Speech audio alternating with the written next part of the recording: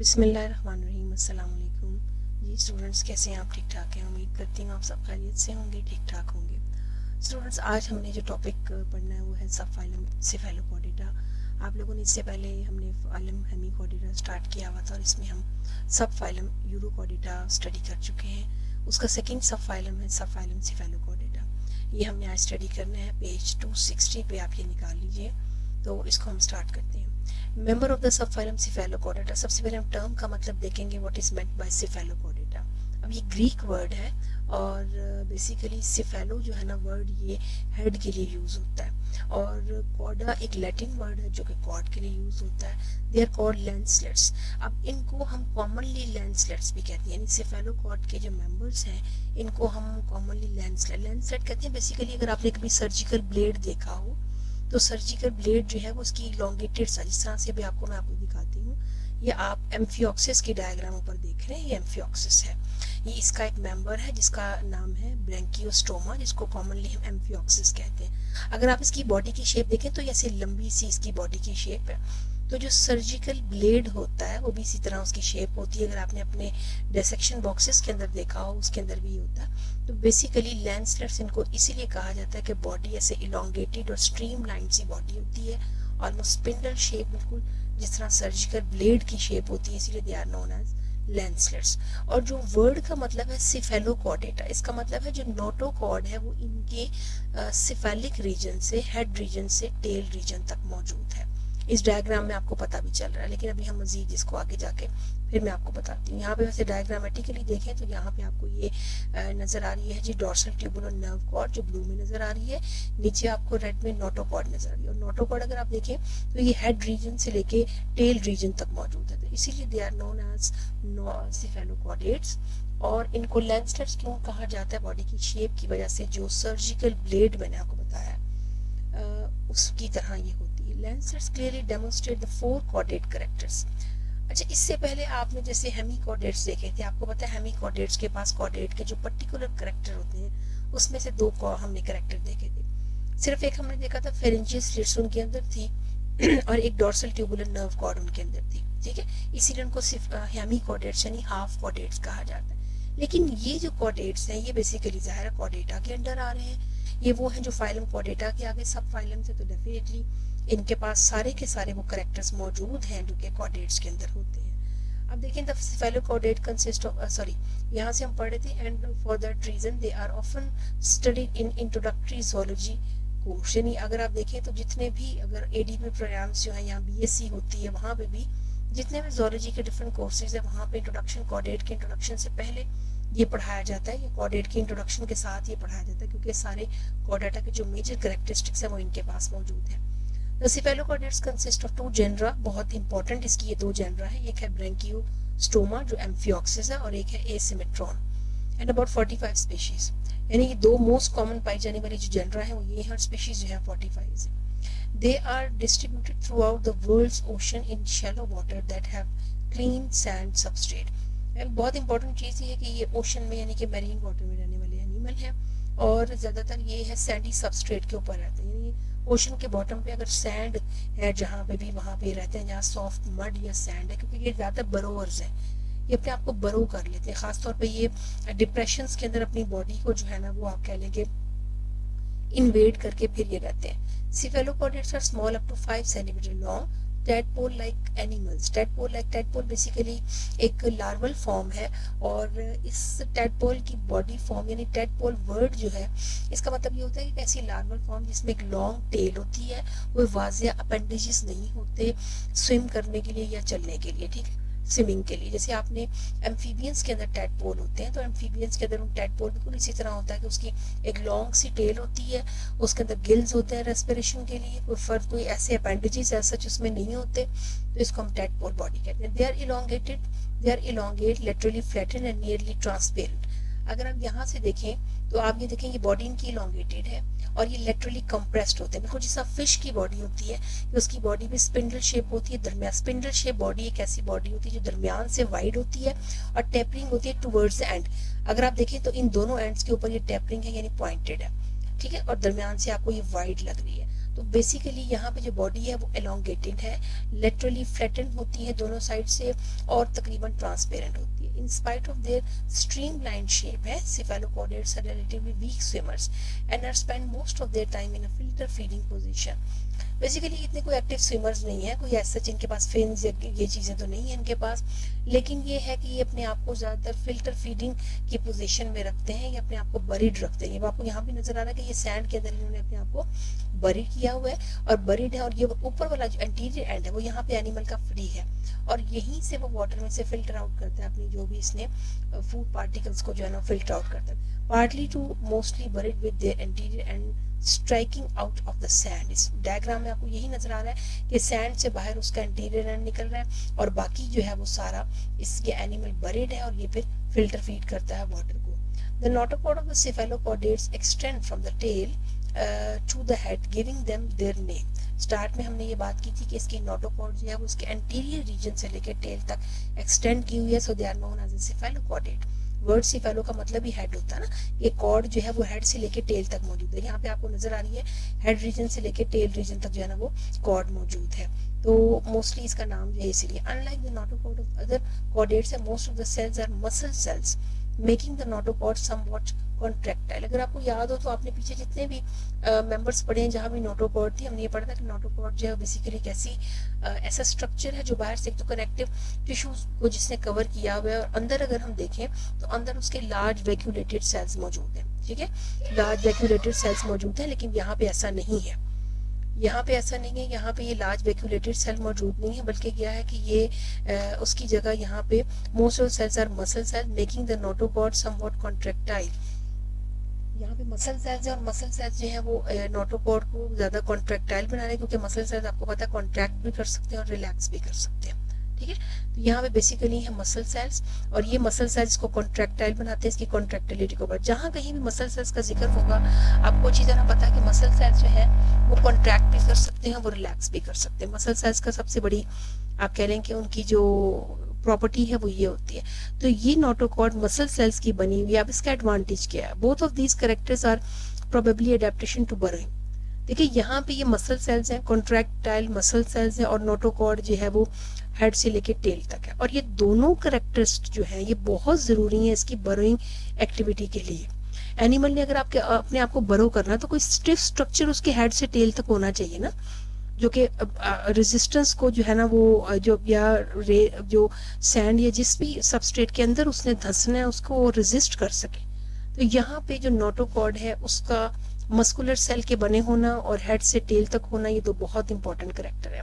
Contraction of the muscle cells increases the rigidity of the notochord by compressing the fluid within।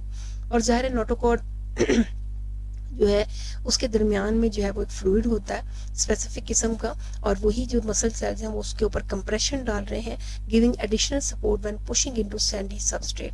और वो जो है जैसे hydrostatic skeleton आपने इनवर्टिब्रेट्स में पढ़ा होगा, वहां पे भी ये होता है कि हाइड्रोस्टैटिक स्केलेटन जो बॉडी के अंदर खास किस्म का फ्लूइड होता है वो उसकी मसल्स की जो वॉल उसकी बॉडी वॉल होती है उनके खिलाफ प्रेशर एक्सर्ट करता है, और फिर बॉडी वॉल्स जो है वो उस प्रेशर को जो है ना वो उसके प्रेशर के अगेंस्ट एक फोर्स लगाती हैं, और एक हाइड्रोस्टैटिक स्केलेटन की वजह से वो इनवर्टिब्रेट जो एनिमल्स हैं वो मूव करते हैं।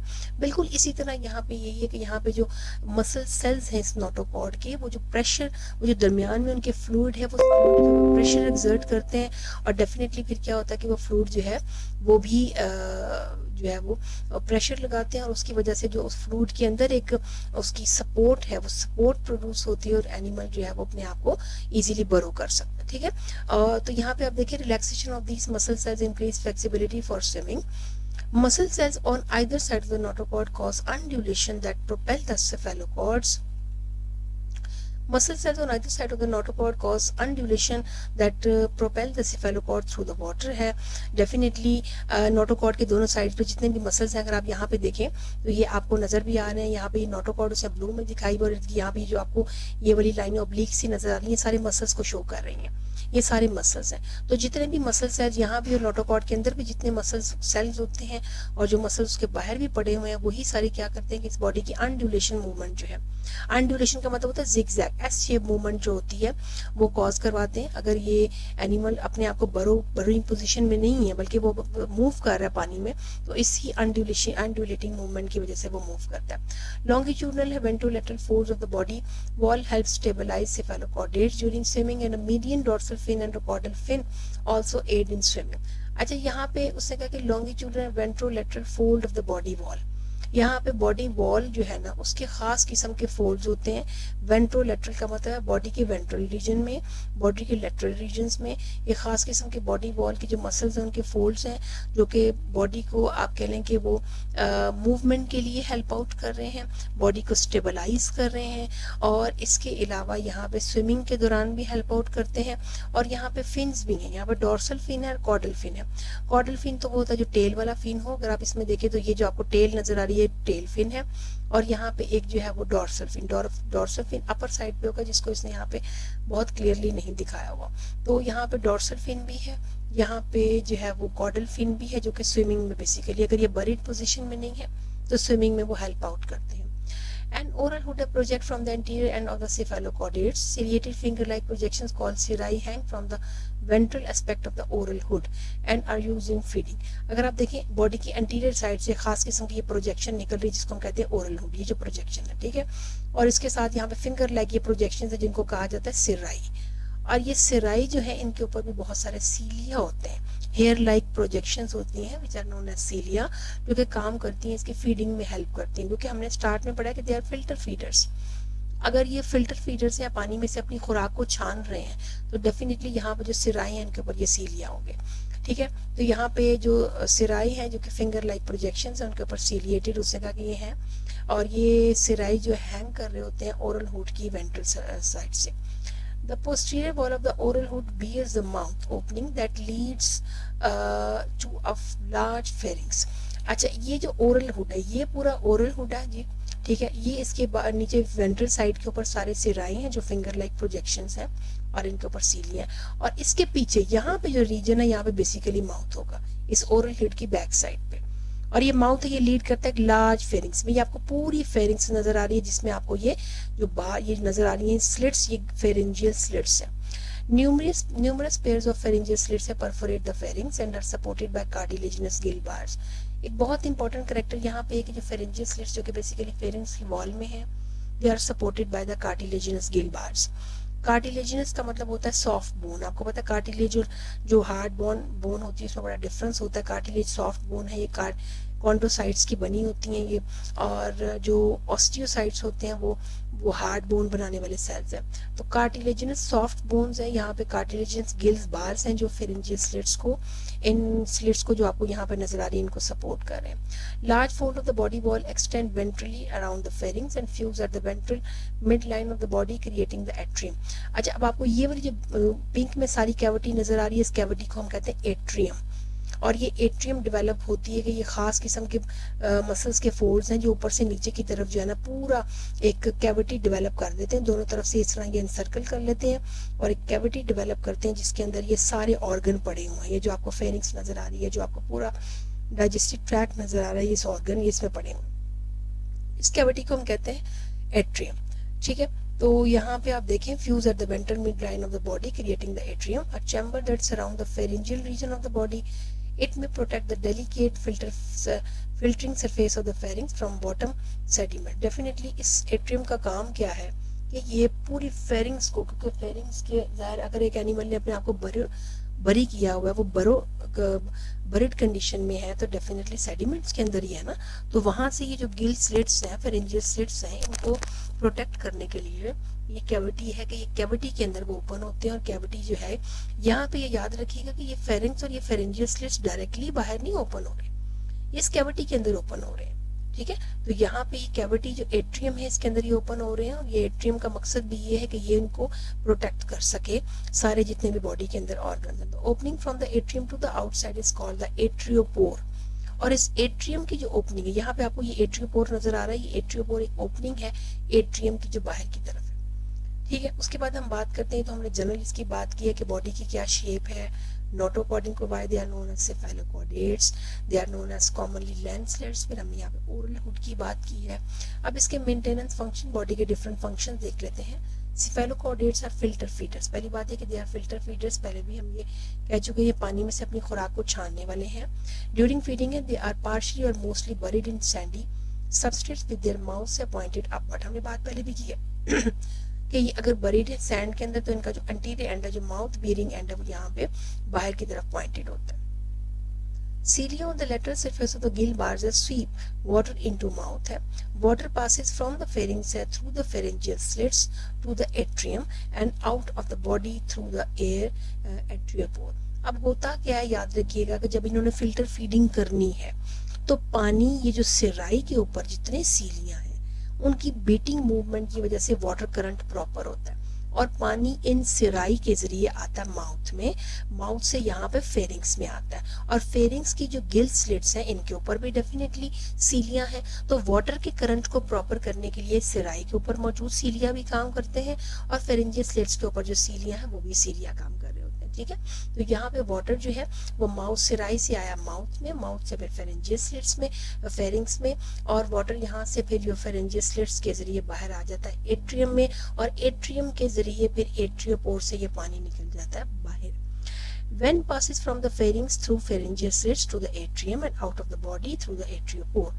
Food is initially stored at the serae. जब पहली दफा पानी सिराई के पास आता है, जो फिंगर लाइक प्रोजेक्शंस हैं जिनके ऊपर सीलियां हैं, तो जो सीलियां यहाँ पे मौजूद है वो पानी में से ट्रैप कर लेते हैं जितने भी कोई पार्टिकल्स वगैरह लगे हुए हैं। As these large particles accumulate, contraction of the cirri throw them off. क्या होता है कि जैसे यहाँ पे एक्यूमुलेट होते हैं, ये सिराई जो है ये कॉन्ट्रैक्ट करते हैं और सारे फूड पार्टिकल्स को माउथ की तरफ थ्रो कर देते हैं।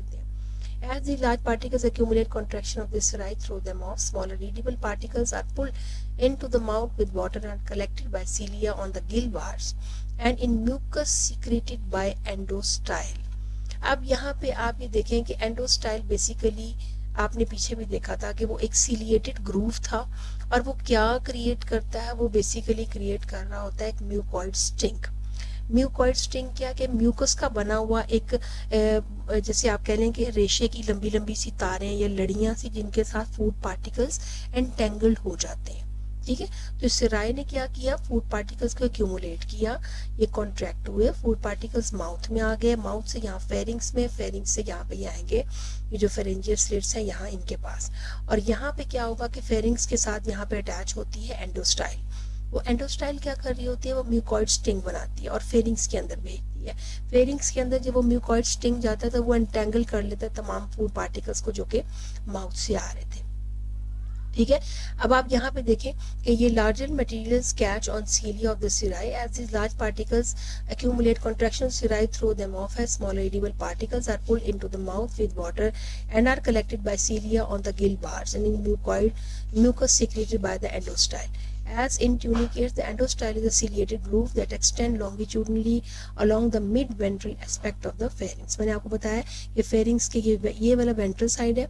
अब mid-ventral region में यहाँ पे खास किस्म की ये endostyle मौजूद होती है, यहाँ पे इसने यहाँ इसको नहीं दिखाया हुआ क्लियरली। तो ये एंडोस्टाइल क्या प्रोड्यूस करती है ये भी हमने बता दिया कि ये बेसिकली एक म्यूकॉइड स्टिंग बना रही होती है। Cilia move food and mucus dorsally forming a food cord to the gut. A ring of cilia rotates the food cord dislodging food है। अब क्या होता है कि ये जो पूरा जो म्यूकॉइड स्टिंग था वो यहाँ पे वो एक जो है ना वो एक रिंग की फॉर्म में आ जाता है, वो फिर आगे यहाँ से फेरिंग से इसके अगले पार्ट में यानी कि इंटेस्टाइन वगैरह वाले पार्ट में जो है वो चला जाएगा। अब ये है अ रिंग ऑफ सीलिया है, रोटेट द फूड कॉर्ड है, डिसलॉगिंग फूड है। Digestion is both extra cellular intra cellular. Digestion जो है वो इस पूरी कैविटी के अंदर अगर होगी तो ये इंट्रस है, एक्स्ट्रा सेलुलर है, सेल्स के बाहर हो रही है, और अगर इस पूरी कैविटी के सेल्स के अंदर होगी कोई स्पेसिफिक सेल्स होंगे, जैसे पीछे आपने सिलोमोसाइट्स देखे थे या कोई और सेल्स हैं, अमीबॉइड सेल्स हैं, कोई भी सेल्स हैं उनके अंदर डाइजेशन हो तो वो इंट्रा सेलुलर डाइजेशन होगी। तो डाइजेशन इंट्रा सेलुलर भी हो सकती है, एक्स्ट्रा सेलुलर भी हो सकती है। A diverticulum of the gut called the midgut cecum extend anteriorly, ends blindly along the right side of the pharynx and secrete digestive enzymes. अब आप यहाँ पे देखेंगे ये आपको जो नजर आ रही है मिड गट सीकम, ये जो आपको नजर आ रही है जो एंटीरियर साइड के ऊपर एक डायवर्टिकुलम निकली हुआ है, इसको हम कहते हैं मिड गट सीकम। और ये सीकम क्या करती है, स्पेसिफिक डाइजेस्टिव एंजाइम्स को रिलीज करती है जो कि डाइजेशन में हेल्प आउट करते हैं। An anus is on the left side of the ventral fin, और एनस आप ये देखिए अनडाइजेस्टिव मटेरियल जो है उस एनस से बाहर की तरफ निकल जाता है। तो ये बेसिकली आपको इसके सारा डाइजेस्टिव ट्रैक के बारे में बताया हुआ है, जो कि सेराई से स्टार्ट हो रहा है, फिर माउथ है, फेरिंग्स है, उसके बाद यहाँ पे मिडगट, सीकम और फाइनली जो है वो यहाँ पे ये बेसिकली इंटेस्टाइन की तरह की या सारी ट्यूब और फाइनली यहाँ पे एनस आ गई है। Cephalochordates do not possess a true heart. Contractile waves in the wall of the major vessels propel blood. Blood contain amoeboid cells and bath tissue in open spaces. Blood के अंदर जो है वो एमोबाइड sales भी हैं specific किस्म के, इसके अलावा ख़ास किस्म की वेसल्स हैं और उन वेसल्स के अंदर ही जो भी ब्लड है वो कॉन्ट्रैक्ट करता है। यहाँ पे इसने ऐसा कोई वेसल्स नहीं दिखाई, और लेकिन यहाँ पे ख़ास बॉडी के इंटीरियर रीजन में भी वेंट्रल रीजन में और डॉर्सल रीजन, दोनों रीजन्स के अंदर ये वेसल्स होती हैं जो कि ब्लड को प्रोपेल कर रही होती हैं एंटीरियर रीजन की तरफ और पोस्टीरियर रीजन की तरफ भी। Excretory tubules are modified coelomic cells closely associated with the blood vessels. This arrangement suggests active transport of materials between blood and excretory tubules. अब यहाँ पे जो excretory tubules हैं जो कि excretion करेंगी जो भी इनका वेस्ट मटेरियल है या जो भी इनके अंदर नाइट्रोजनस वेस्ट है उसको, वो बेसिकली क्या है, ये सिलोमिक सेल्स हैं। सिलोमिक सेल्स ही हैं जो कि ब्लड के अंदर हैं, ब्लड वेसल्स के अंदर होते हैं, और यही जितना भी एक्सीटरी मटेरियल है उसको वेस्ट को जो है ना बॉडी से बाहर निकाल रहे होते हैं। और ब्लड और excretory arrangement suggest active transport of material between the blood and excretory tubules है। और ये जो ख़ास किस्म के सेल्स हैं, सिलोमिक सेल्स हैं, ये एक्सीटरी ट्यूब्यूल्स के अंदर होते हैं, ठीक है, और वहीं से ये सारे मटेरियल्स को इकट्ठा करके तो ये जो है ना बॉडी से बाहर वो रिलीज करवा देते हैं, ठीक है। The coelom of the cephalochordates is reduced compared to that of most other chordates. It is restricted to canal near the gill bar, the endostyle and the gonad. Coelom की बात करें तो सीलोम इसकी बहुत रिड्यूस है, और ये जो है ना वो सिर्फ होती है गिल बार्स के लिए, एंडोस्टाइल और गोनेड्स के, और ये सीलोम बेसिकली ये एट्रियम ही है। जो एट्रियम यहाँ पे आपने देखी है यही इसकी सीलोम है, और सीलोम आप देख लें यहाँ से नज़र आ रही है कि ये पूरी जो है ना डाइजेस्टिव ट्रैक के इर्द गिर्द है, पूरी एंडोस्टाइल भी यहीं होता है, इसके इर्द गिर्द है। गोनेड्स अगर हैं तो वो उनके इर्द गिर्द है, यहाँ पर उसने गोनेड्स भी वाज़ेह नहीं दिखाए हुए। सिफेलो, अब हम रिप्रोडक्शन देखें तो सिफेलोकॉर्डेट्स आर डायशियस। डायशियस का मतलब है कि ये जो है ना यूनिसेक्सुअल होते हैं। Gonads bulge into the atrium from the lateral body walls है, वो बल्ज कर रहे होते हैं, बल्ज का एट्रियम के अंदर ही गोनेड्स बल्ज करते हैं, जैसे यहाँ पे कहीं गोनेड्स होंगे, यहाँ पे से नहीं इतने वाज़ेह तौर पे दिखाए हुए। Gametes are shed into the atrium and leave the body through the atriopore. जो एट्रियम की खास किस्म की ओपनिंग है which is known as atriopore, वहीं से गैमीट बाहर निकलते हैं। External fertilisation lead to a bilateral symmetrical larva, और फर्टिलाइजेशन भी एक्सटर्नल है यहाँ पे, और यहाँ पे डेवलपमेंट भी एक्सटर्नल होती है, और एक बायलैटरली सिमेट्रिकल लार्वा बनता है। लार्वी आर फ्री स्विमिंग है but they eventually settle to the substrate before metamorphosing into adults. अच्छा, ये अब आपने यहाँ पे लार्वा इसका देखते हैं कि लार्वा उसने यहाँ पे दिखाया है इसका कि नहीं दिखाया हुआ, लार्वा इसका उसने नहीं दिखाया हुआ, तो आपने यही एम्फियोक्सिस की जो डायग्राम है इसको अच्छे तरीके से आपने कंसिडर करना, ठीक है। उसके बाद further phylogenetic consideration. Phylogenetic consideration में बेसिकली हम देख रहे होते हैं कि इनके एंसेस्टर्स, कौन से करेक्टर इनके एंसेस्टर्स वाले इनके अंदर मौजूद हैं, डिफरेंट ग्रुप्स के अंदर कौन सी सिमिलरिटीज़ हैं, कौन से डिफरेंसेस हैं। फाइलोजेनेटिक कंसिडरेशन में हम ये देखते हैं। The evolution relationship between the hemichordates and the chordates are difficult to document with certainty. The dorsal tubular nerve cord and pharyngeal slits of hemichordates. देखिए, हेमिकॉर्डेट्स और कॉर्डेट्स के दरमियान पहले ही हमने बताया कि कौन कौन से कैरेक्टरिस्टिक्स हैं वो सिमिलर है। एक तो डॉर्सल ट्यूबुलर नर्व कॉर्ड और फेरिंजियल स्लिट्स हैं। हेमिकॉर्डेट्स में कॉर्डेट के ये दो कैरेक्टर मौजूद हैं। The evidence of evolutionary ties between the phyla, यानी कॉर्डेट्स और हेमिकॉर्डेट्स के दरमियान अगर हम एवोल्यूशनरी टाई या सिमिलरिटीज़ को देखें कि कौन कौन सी सिमिलरिटीज़ हैं, तो ये दो कैरेक्टर हैं जो भी हम देख चुके हैं, डॉर्सल ट्यूबुलर नर्व कॉर्ड और एक है pharyngeal slits. Question regarding the homologies of these structures, however, remains. Synaptomorphies that distinguish characters from hemichordates include tadpole larvae, a notochord, a post-sternal tail, and endostyle. अब सबसे पहले उसने आपको phylogenetic consideration में hemichordates और कॉर्डेट्स के similar characters और differences को डिस्कस किया। सिमिलर कैरेक्टर्स हम दो देख चुके हैं, डिफरेंसेस दोनों में क्या हैं? डिफरेंसेस दोनों में ये हैं कि कॉर्डेट्स के अंदर टैडपोल लार्वा होता है, एक नोटोकॉर्ड भी मौजूद है, पोस्टर्नल टेल भी है, और एंडोस्टाइल जिंदगी के किसी न किसी पार्ट में, चाहे वो एम्ब्रियोनिक डेवलपमेंट के दौरान ही है, एंडोस्टाइल भी है। वहाँ पे टैडपोल लार्वा भी कहीं ना कहीं पाया जाता है।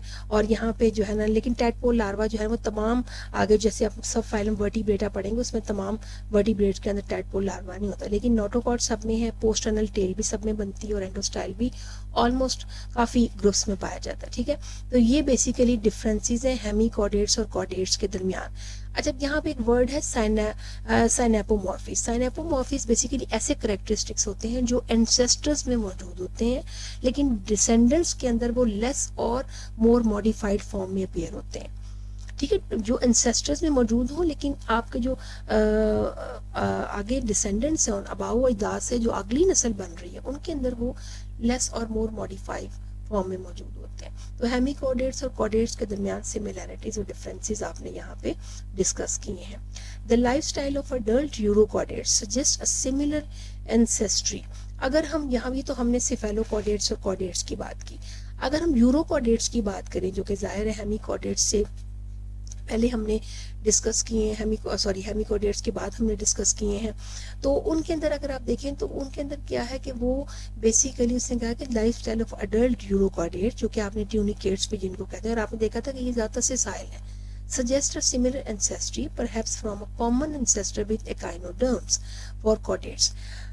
The evolution of motile chordates from attached ancestors may have involved the development of a tadpole-like larva. अब आप देखें सबसे पहले ड्यूटरोस्टोम के अंदर 3 कैटेगरीज आ जाती हैं, एक एकाइनोडर्म्स है, एक उसमें आ जाते हैं हेमीकॉर्डेट्स और एक कॉर्डेट्स। कॉर्डेट्स और हेमीकॉर्डेट्स के दरमियान जितनी सिमिलैरिटीज और डिफरेंसेस थे वो हमने देख लिए।